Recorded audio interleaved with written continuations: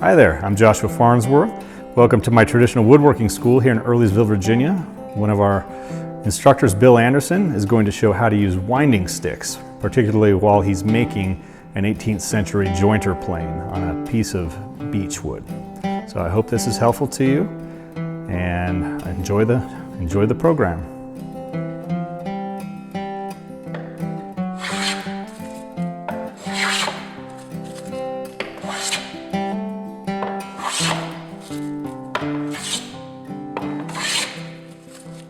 I'm going to show you how to use winding sticks. Winding sticks are used to verify that a board or a surface is all in the same plane, that there's no twist from one end to the other. The characteristic of a winding stick are, one, that it has a straight edges along at least one surface, that the two sticks be parallel to each other, not necessarily the same width, but just parallel to each other along their length, and that there be a reference bar or dot here, something like that. So when you're actually using these sticks and you sight from one stick to the other, you look for how much reveal is underneath the reference bar there. That tells you how much wind, if any, is in the board.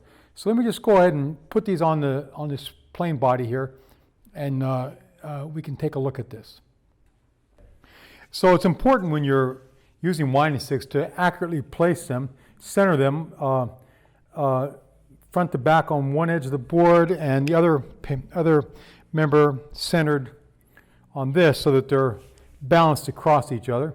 And then we'll go down here to the end of the bench and take a look at what we see there. Clearly, the longer the stick, the more slight variations in wind you can detect. But if the stick is too long, it's really difficult to focus back and forth between the two bars. But I want to look straight down the middle and sort of look at each bar sort of at the same time, raise my head up and down and look for the same amount of reveal underneath the black bar on the right and the left. And if they're very, very similar to each other, the amount of reveal, then I'm happy.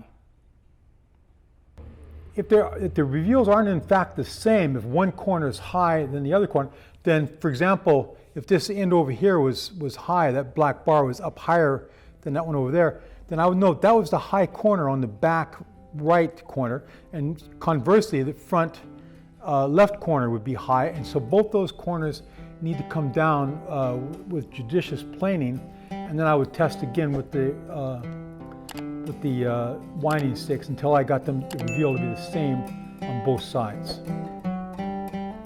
If you're interested in learning traditional woodworking, come take a class at our school in Earlysville, Virginia. You can also visit our website at WoodAndShop.com, where you'll find a bunch of free woodworking lessons, workshop tours, and our very popular tool buying guides. And make sure you subscribe to our free newsletter to get our latest articles and videos. Enjoy!